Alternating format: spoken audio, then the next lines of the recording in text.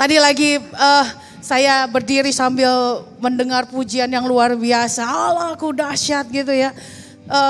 Saya percaya bukan hanya momen ini saja. Karena perenungan itu terus berlangsung di dalam hidup kita. Amin. Saudara bersorak-sorai hari ini, pulang nanti merenung lagi. Nanti ada perenungan, ada penyerahan, ada pengalaman. Dari pengalaman ya, ini banyak PP-nya ya. Dari perenungan, ada penyerahan, ada pengalaman. Itu kalau dari pengalaman itu yang terus dibangun, saudara dan saya semakin kokoh ya. Karena saya merenungkan apa sih yang membuat orang percaya kokoh, karena kita ini dikatakan minoritas. Apalagi di Amerika tetap namanya kita minoritas. Tapi yang membuat kita kokoh adalah pengalaman dengan Tuhan. Dan saya berdoa dari perenungan kita, dari penyerahan kita, dari pengalaman kita. Ya, itu akan terus seperti cycle yang gak ada habis-habisnya. Bilang begini, mungkin kita punya mental, bangun mental gini, Tuhan pokoknya sampai Tuhan datang aku mau mengalami Tuhan. Yang mau angkat tangan. Ayo kita katakan sama, Tuhan Yesus sampai kau datang aku mau alami Tuhan. Beri kemuliaan buat Tuhan. Sungguh-sungguh doa kita, amin. Dimanapun, kapanpun, dalam keadaan apapun ya. Minggu ini saya sharing di grup tentang Habakuk. Habakuk adalah seorang nabi yang bingung dengan keadaan bangsanya. Tapi dia tetap menantikan Tuhan. Dia tetap menunggu Tuhan sampai Tuhan bicara. Karena kalau Tuhan bicara, mau situasi kayak apapun gonjang-ganjing di sekitar kita, sukacita, damai dan kasih itu gak pernah bisa dicuri. Siapa yang kasihnya dan sukacita yang gak mau dicuri sama iblis, ayo lambaikan tangan sama-sama. Haleluya. Pagi ini saya mau ajak Bapak Ibu, kebetulan tadi ceritanya bagus ya, perenungan tadi itu bagus ya. Baru dapat kata perenungan, penyerahan, pengalaman. Tadi videonya untuk sesuatu yang direnungkan dalam Paskah, memang itu sudah merangkum cerita Paskah. Saya mau ambil cuma satu bagian. Saudara, satu bagian aja udah kaya banget. Dan saya mau ajak semua Bapak Ibu di sini masuk di dalam kekayaan firman-Nya. Siap? Siap? Karena firman Tuhan itu terlalu kaya, kalau kita mengecilkan terlalu kecil. Kalau kita terus membesarkan Tuhan, Tuhan makin bisa bebas berbicara di dalam hidup kita. Yang mau katakan amin. Mari kita bawa, saya ajak pertama dulu gini. Tadi di Matius 26, boleh Matius 26 dibuka. Matius 26. Haleluya. Pagi ini saya bangun jam 2.30 Bapak Ibu. Haleluya. Tuhan ternyata sudah harus bangunkan saya sepagi itu. Tapi saya bersyukur. Setiap kali kalau Tuhan bangunkan berarti artinya saya harus berdoa. Yang memang kadang gak tahu mau doa apa, basaro saudara. Sepanjang malam bisa basaro. Haleluya. Ayat ini saya tentang Yudas ya. Dari ayat 14 sampai 16 ya. Kita baca sama-sama Matius 26, 14 sampai 16. 1, 2, 3. Kemudian pergilah seorang dari ke-12 murid itu yang bernama Yudas Iskariot kepada imam-imam kepala.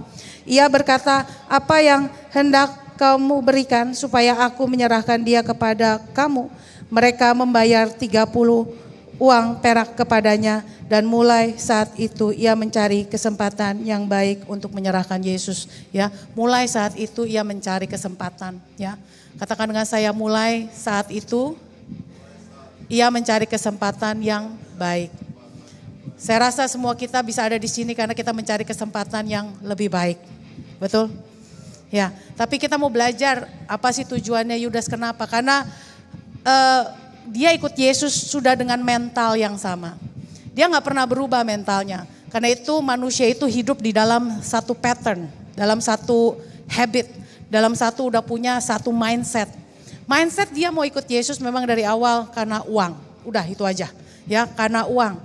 Karena itu dia wanita yang memberi kepada, memecahkan buli-buli kekayaannya. Dia pikir kenapa gak dikasih orang miskin. Kita itu selalu bisa mikir apa aja yang mungkin lebih baik bisa digunakan untuk apa. Tapi orang percaya itu hidup karena iman. Iman artinya apa? Alasan saya lakukan ini dan itu karena Tuhan. Haleluya. Kalau kita selalu banyak punya alasan dalam hidup ini, ya bisa. Tapi kita gak memberi kesempatan Roh Kudus untuk melakukan sesuatu lewat hidup kita. Yaitu yang dimarakan tadi pengalaman. Karena itu perenungan kita, perlu sifatnya dari renung, ada penyerahan, ada pengalaman. 3 ya, Bapak Ibu bawa pulang. Ada perenungan, ada penyerahan, ada pengalaman. 30, saya mau fokus dengan kata 30 silver. Ternyata ini adalah sebuah nubuatan dari perjanjian lama. Bersyukur buat Tuhan Yesus yang menggenapi apa yang menjadi perjanjian lama.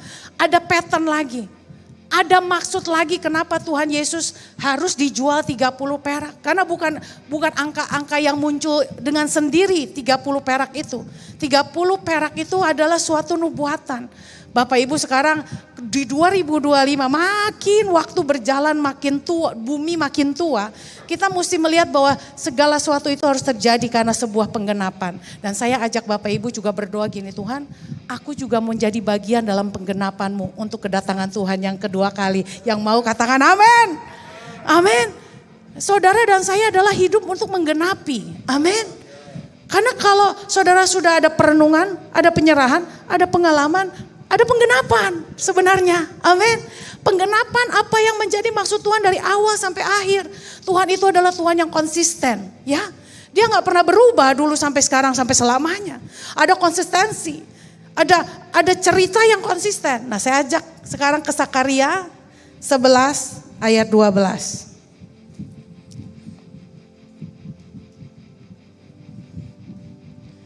Sakaria 11 ayat 12. Sudah dibuka? Oke. Kita baca sama-sama. 1 Sakaria 11 ayat 12. 1, 2, mulainya kata lalu aku berkata. Belum. Yang sudah buka 1, 2, 3. Lalu aku berkata kepada mereka, jika itu kamu anggap baik, berikanlah upahku. Dan jika tidak, biarkanlah. Maka mereka membayar upahku dengan menimbang berapa? 30 uang perak. Ayat 13. Tetapi berfirmanlah Tuhan kepadaku apa? Serahkanlah itu kepada penuang logam. Nilai tinggi yang ditaksir mereka bagiku. Lalu aku mengambil apa? Ke-30 uang perak itu dan menyerahkannya kepada penuang logam di mana? Di rumah Tuhan. Saya akan bahas nanti dari ayat 4. Karena ini punya maksud yang luar biasa. Kenapa 30 perak?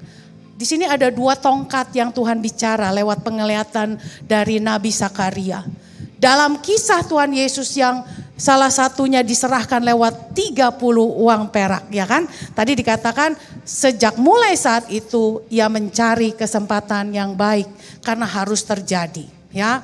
Semua kita kalau kita pengen sesuatu terjadi, kita selalu gunakan kesempatan yang baik. Amin. Kita nggak menyia-nyiakan namanya kesempatan, tapi ini buat Yudas, dia benar-benar cari dan waktunya sudah terbaik dan itu harus terjadi. Tapi sebenarnya ini nubuatan dari Sakaria. Yang bahasa firman Tuhan di sini nilai tinggi, tadi ayat 13 yang ditafsirkan mereka bagiku. Wow. 30 perak itu tuh udah terlalu tinggi nilainya buat Tuhan Yesus. Waduh, hati saya hancur saudara. Yesus cuma dihargain 30 perak. Katanya kalau harga perak sekarang tuh 30 cuma 6,8 juta.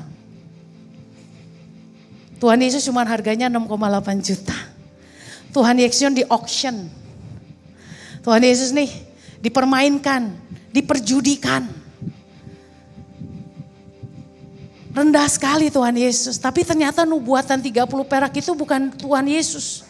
Di perjanjian lama Sakaria sudah melihat Tuhannya akan cuma dihargain 30 perak. Kalau boleh buka sebentar kita ke Keluaran 21:32. Ada lagi yang, tapi saya akan kembali ke Sakaria.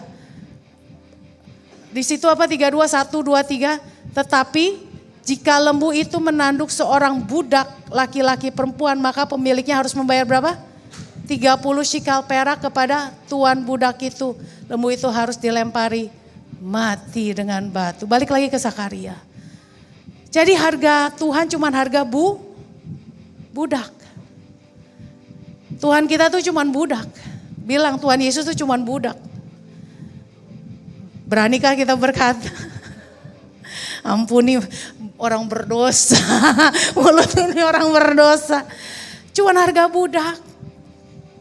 Wow. Kalau Tuhan yang kita sembah budak, kita siapa? Apa? Bodoh. Budak.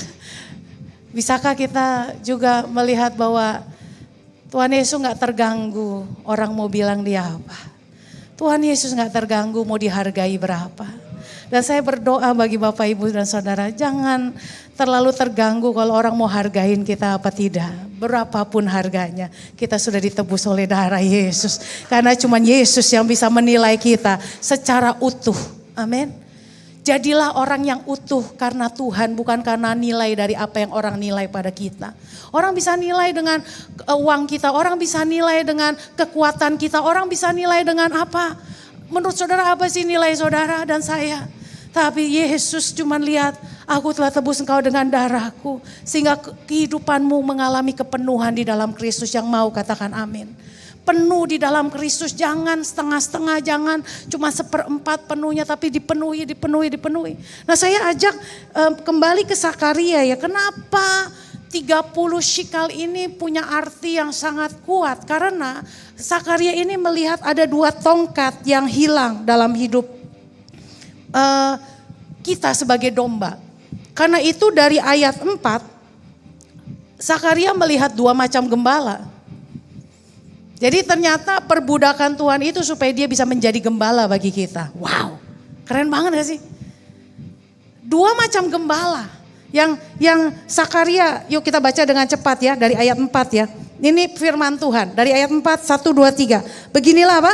Firman Tuhan Allahku kepadaku, gembalakanlah domba-domba sembelihan itu. Ya, doa sembelihan, domba yang akan diberikan menjadi korban ya.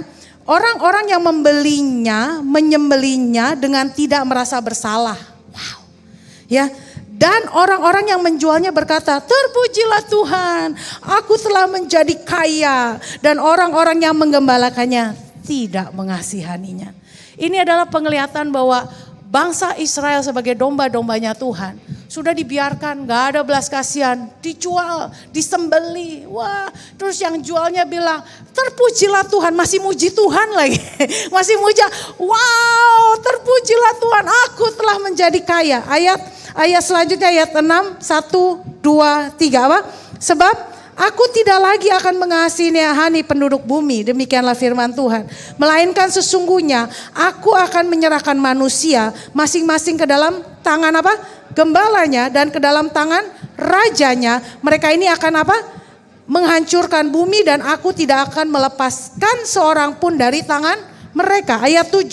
Maka aku mengembalakan apa? Domba-domba sembelian itu untuk apa? Pedagang-pedagang domba. Aku mengambil 2 tongkat, yang satu kusebutkan apa?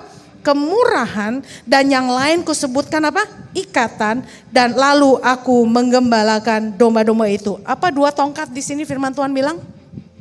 Kemurahan dan ikatan. Ulang, ada 2 tongkat di sini apa? Kemurahan dan ikatan. Wah, ini nubuatan yang luar biasa dari Sakaria. Dia bisa melihat gitu ya. Dikatakan di sini bahwa domba-domba itu sembeli untuk pedagang-pedagang domba. Saya waktu baca ini, saya juga melihat belajar zaman, saudara. Ya, kata pedagang-pedagang, bicara ekonomi. Dunia ini running because of the economics, right? The economics of the world, dunia. Dan kita semua ngobrolin ekonomi sekarang. Perubahan ekonomi, peraturan ekonomi. Raja menguasai bangsanya dalam hal ekonomi. Pedagang-pedagang domba. Ya, pedagang-pedagang hari-hari ini, wah, bingung mau dibawa kemana bisnis-bisnis mereka. Udah cuman, ya di sinilah saya percaya bahwa kejadian ini. Oh, we have Brother J who's translating for our Brother J. I just realized with the head. Good morning, sir. How you been doing? Can someone help out to translate? Because I felt like this is important message for you too. Amen? Can somebody help out? The young man in the back, anyone? The young man? Please do so. Yeah? Wow. Praise God. Gak apa-apa. Halfway, it's always, there's a message. Ada 2. Ya. Di sini ada 2 tongkat. Kita butuh tongkat dalam hidup itu, yaitu menuntun hidup kita. Gambaran bangsa Israel keluar dari perbudakan is with the staff. Betul gak? Apa yang dipakai sama Musa? Tongkat. Betul? Tongkat kebebasan. Dan Tuhan itu konsisten. Betul gak? Dulu Tuhan bawa keluar bangsa Israel dari perbudakan pakai tongkat. Betul? Apakah tongkatnya yang punya kuasa? Enggak, Tuhan yang berkuasa. Tapi dia pakai tongkat. Dia konsisten dengan setiap pesan-pesannya. Lalu di Sakaria, Tuhan kasih penglihatan ada 2 tongkat. Nah, hari ini kita mau belajar apa arti 2 tongkat ini yang dikatakan kemurahan dan ikatan. Mari kita baca selanjutnya ayat 8. 1, 2, 3. Dalam 1 bulan apa? Aku melenyapkan ketiga gembala itu. Kemudian aku tidak dapat menahan hati lagi terhadap domba-domba itu, dan mereka pun akan merasa muak terhadap aku. Ya, akan ada orang-orang yang muak karena dengan segala keadaan ekonomi dan masalah-masalah dunia udah muak. Tuhan mana? Dari dulu Tuhan bilang mau datang-datang, gak datang-datang. Mana Tuhan? Ya, akan ada kemuakan, rasa udah capek, muak kayaknya. Aduh, udah dengar firman bolak-balik. Saudara, saya pikir ya kita nih orang Kristen dengar firman. Sebenarnya dari dulu ya firman itu tidak pernah berubah dulu, sekarang sampai selama-lamanya. Karena apa? Kalau kita cuma fokus firman sebagai logos, artinya logos itu hanya kata-kata. Tapi kalau kita lihat firman itu adalah hidup dan kuat, dia akan pertama merubah dalam kita. Karena hasil perenungan menghasilkan penyerahan, penyerahan menghasilkan pengalaman, pengalaman menghasilkan penggenapan. Amin. Siapa yang mau mengalami firman Tuhan? Kita beri kemuliaan buat Tuhan. Ya.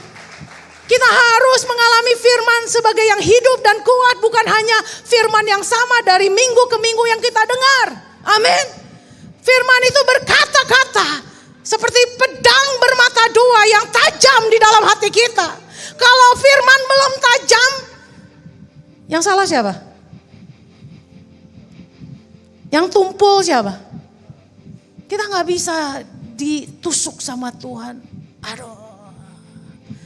Kena gue hari ini Tuhan sama firman.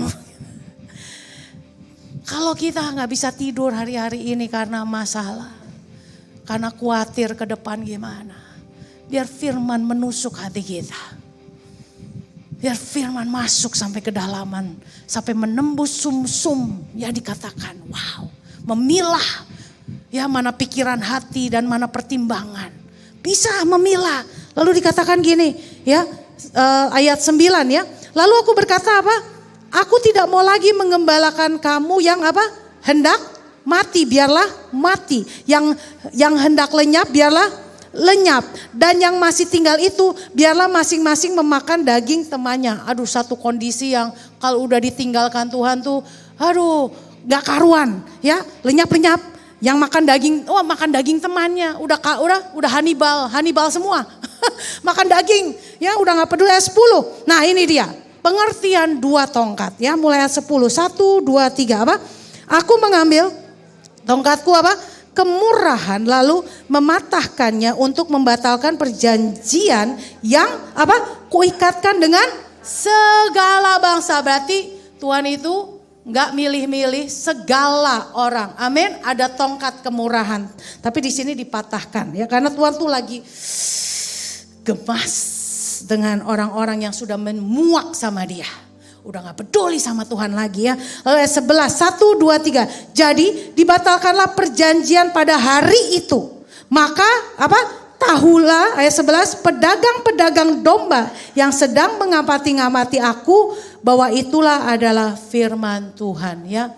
Jadi sebenarnya dunia sedang mengamati firman Tuhan. Saudara sadari apa tidak? Karena penggenapan harus terjadi, yang percaya katakan amin. Firman Tuhan gak akan gagal. Kalau dibilang akan ada antikris, yes, it's gonna happen. Kalau ada, sudah terjadi bahkan, semakin banyak lagi kelaparan, semakin banyak lagi guncangan, yes, it's happen. Lalu orang benar hidup karena imannya, amin. Saudara, saya adalah orang benar. Lalu dikatakan gini, 12. Lalu apa? Aku berkata kepada mereka, jika itu kamu anggap baik, nah ini udah tadi ya. Lalu yang kita loncat tadi udah, yang ke-14. Langsung loncat ke-14. 1, 2, 3. Kemudian apa? Aku mematahkan tongkat yang kedua, yaitu ikatan untuk apa?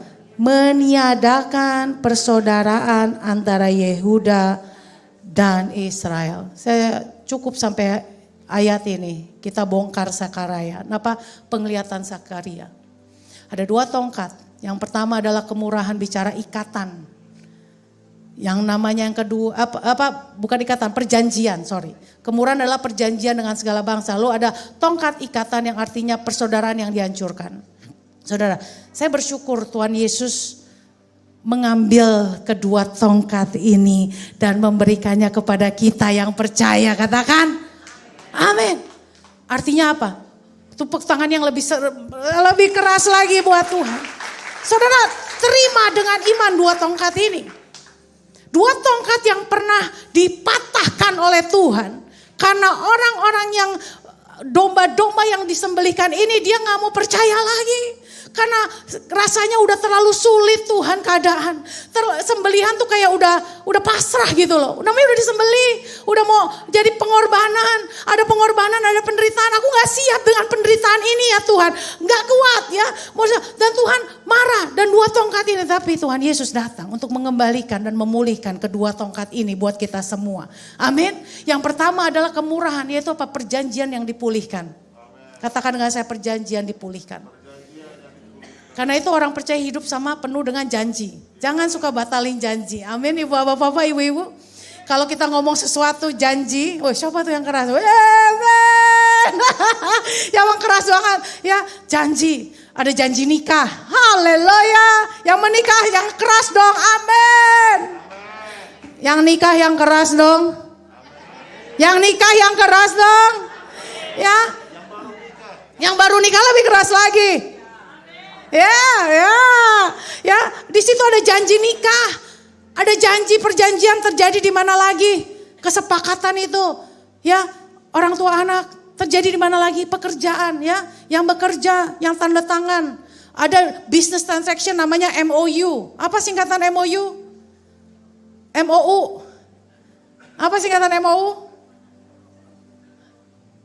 Memorandum apa? Of understanding ya. Ternyata kalau bikin perjanjian perlu understanding. Kalau dua-dua nggak understand, akhirnya underfit. Ya betul nggak? Karena saya, Tuhan Yesus 20 tahun di Amerika. Saya melihat orang yang bikin perjanjian dalam bisnis bisa dibatalkan karena dua-duanya nggak understand. Memorandum of understanding, dua-dua mesti understand, mutual, sama-sama ngerti. Makanya umatku binasa karena dia tidak mengenal Allahnya. Gak understand, gak kenalin Tuhan. Mestinya ayat firman Tuhan itu membuat kita makin kenal karakter Tuhan. Karena itu kita bisa berkata-kata tentang Tuhan semakin hari semakin kaya. Miliki hati dan mulut ini penuh dengan kekayaan firman dibanding penuh dengan kekayaan masalah. Haleluya. Ya, the memorandum of understanding, ada pengertian, kemurahan, ada perjanjian ya. Tongkat kemurahan itu adalah ketika 2 orang sepakat di dalam namaku, Tuhan hadir. Yang percaya katakan amin. Kita sedang sepakat sama Tuhan, ada understanding, the memorandum. Kita punya MOU sama Tuhan. MOU bukan sama manusia saja. Tapi MOU sama manusia seringkali dibatalkan oleh manusia itu sendiri. Tapi MOU sama Tuhan, Tuhan gak pernah batalkan perjanjian itu. Kecuali gara-gara gak setia. Karena itulah perjanjian lama. Bapak sampai bilang, aduh aku mau bikin MOU sama manusia tuh susah banget ya. Akhirnya Tuhan Yesus datang memulihkan MOU itu. Amen. Perjanjiannya digenapi oleh karena siapa? Tuhan. Ternyata manusia gak akan bisa cukup understanding. Gak ngerti-ngerti. Bilang toel kanan kiri bilang kok gak ngerti-ngerti sih. Ayo toel. Ayo dong ngerti dong hari ini. Ayo pulang ngerti ya. Orang kalau ngerti nanti pulang bisa membicarakan lagi, amin. Ada 2 tongkat tadi apa? Kemurahan dan ikatan. Pulang bicarakan, kenapa penting hari Paskah? Salah satunya melihat penglihatannya Sakaria. Ada kemurahan Tuhan, ada perjanjian yang tidak pernah dibatalkan sebenarnya. Dan Tuhan bisa bayar itu perjanjian oleh darah Yesus. Amin. Perjanjian sudah dibatalkan tapi dibayar. Bayarnya bukan pakai duit. Hari-hari ini orang bisa pakai duit buat apa? Bikin transaksi-transaksi yang namanya gak benar. Tapi Yesus menggenapi satu transaksi namanya buat kehidupan kita untuk sampai selamanya. Oleh satu yaitu namanya darah Yesus. Itu darah perjanjian. Darah yang setiap kali kita meminumnya waktu kita menerima tubuh dan darah Yesus. Itu adalah perjanjian sampai untuk selama-lamanya. Yang percaya beri kemuliaan buat Tuhan. Perjanjian itu gak akan digagalkan lagi oleh manusia manapun. Adam Hawa sudah mengagalkan satu perjanjian. Manusia demi manusia, raja demi raja, hakim demi hakim, nabi demi nabi yang nangis.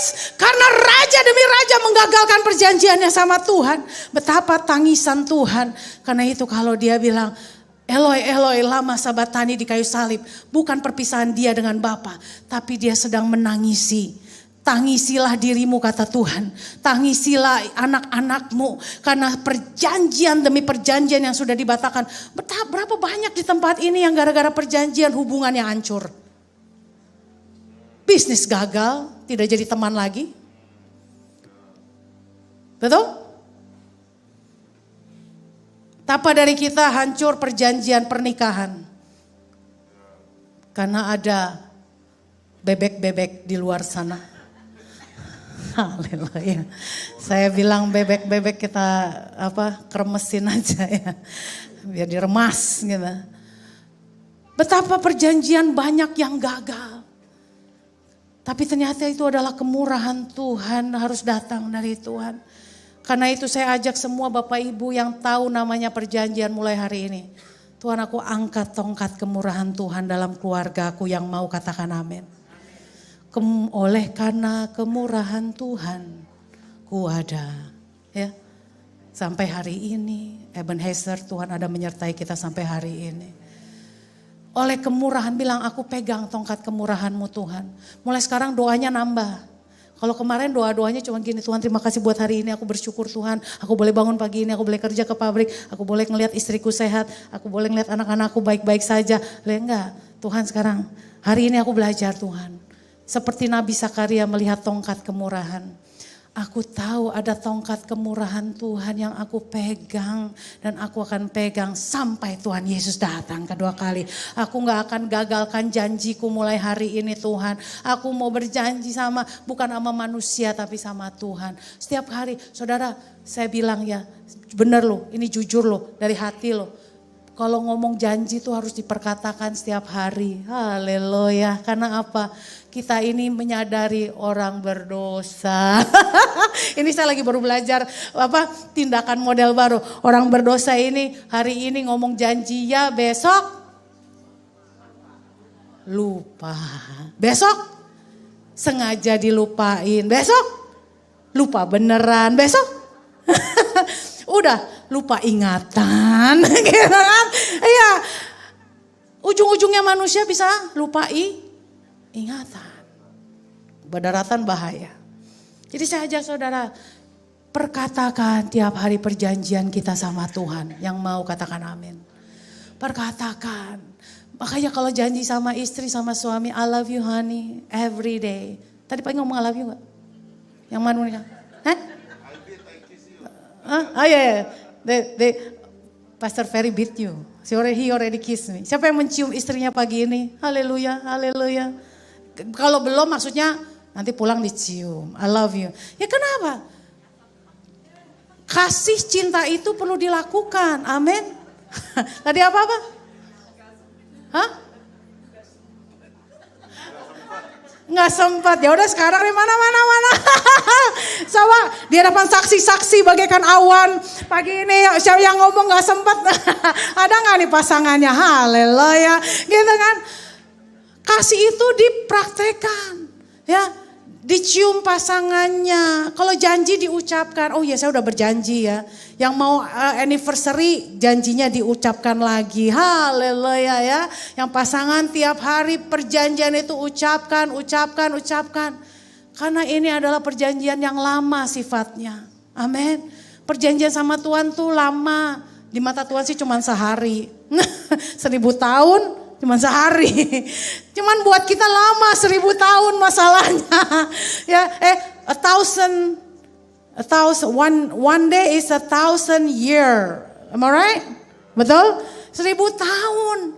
Jadi harus perkatakan. Tongkat yang kedua, apa? Ikatan berbicara, persaudaraan. Saudara bisa lihat ya, dampak 2 tongkat aja sudah memisahkan manusia, memisahkan raja-raja, memisahkan bangsa-bangsa. Apa sih pertanda kedatangan Tuhan? The divided nation. Betul? Bangsa akan melawan bangsa. Artinya ada perpecahan di antara bangsa-bangsa. Jadi nubuatan Sakaria ini sifatnya sampai ke masa depan. Saya ajak Bapak Ibu, tapi sudah dilunasi oleh darah Yesus. Artinya orang-orang yang pulang di sini habis ini minal aidin walfa izin mohon maaf lahir dan batin kepada setiap orang yang hubungannya sudah dihancurkan. Amin. Apakah Tuhan bisa memulihkan yang hancur? Cerita kita punya pengalaman Yusuf aja yang dijual. Saudara ada yang dijual sama kakak adiknya sampai ke sini? Mungkin ada. Ada di sini yang dijual oleh orang tuanya. Ada mungkin. Ada di sini yang pahitnya gak ada bandingannya dibanding pahitnya Yusuf. Ada di sini ada yang pahitnya lebih dari Ayub.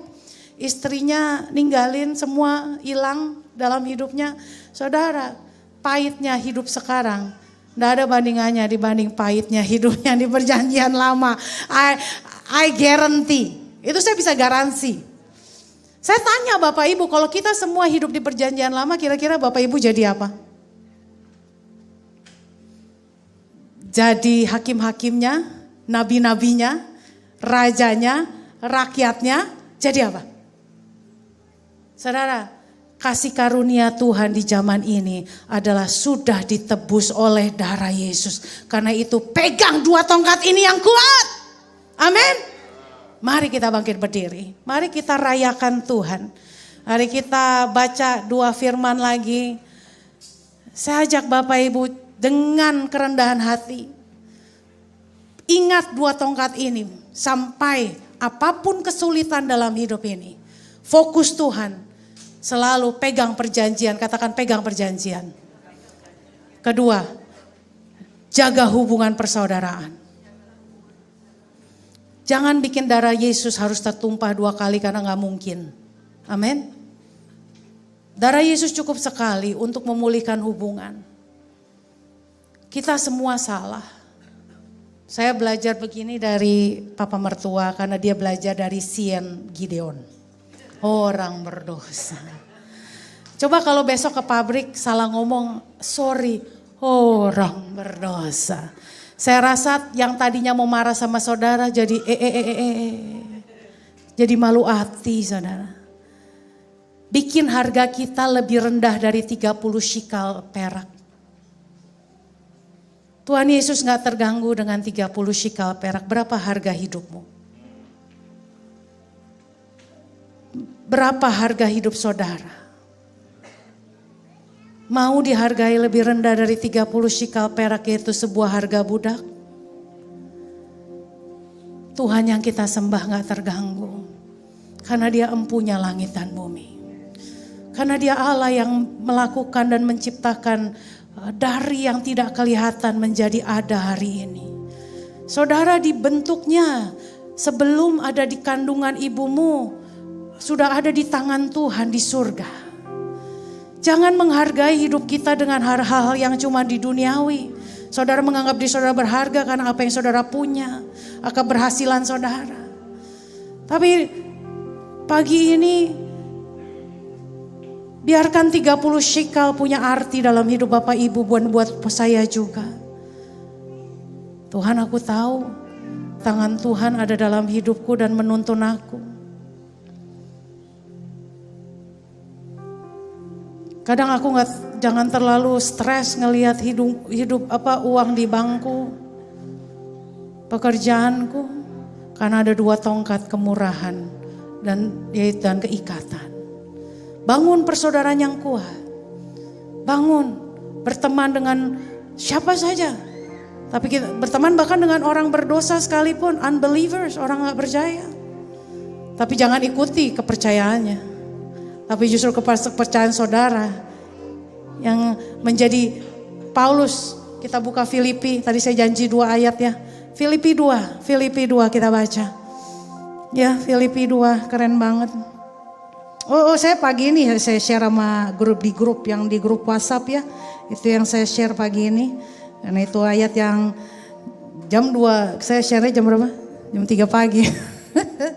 Haleluya, Tuhan Yesus baik. Filipi 2 ayat 15 sampai 17. Keren ini ayat. Ini kata-kata Paulus kepada Filipi. Kita baca ya. Ayat 15. 1, 2, 3. Supaya kamu tidak beraib dan tiada bernoda sebagai anak-anak Allah yang tidak bercela di tengah-tengah angkatan yang bengkok hatinya dan yang sesat saat ini, sehingga kamu bercahaya di antara mereka seperti apa? Bintang-bintang di dunia. 16. Sambil berpegang pada apa? Firman kehidupan, agar aku dapat apa? Bermegah pada hari Kristus, bahwa aku tidak percuma apa? Berlomba, dan tidak percuma apa? Bersusah-susah, tapi sekalipun darahku dicurahkan pada dan ibadah imanmu, aku bersukacita dan aku bersukacita dengan kamu sekalian. Ini doa Paulus. Saudara, kalau dengar kata-kata Paulus itu dalam. Saya tutup dengan harga yang hidup kita bahkan lebih murah dari budak. Kita ini layak jadi budak, betul? Yesus gak apa-apa. Karena kita menggampang dibudaki, bukan soal pekerjaan, saudara. Siapa yang membudaki kita? Pikiran kita sendiri, betul? Mulai hari ini coba mengevaluasi pikiran.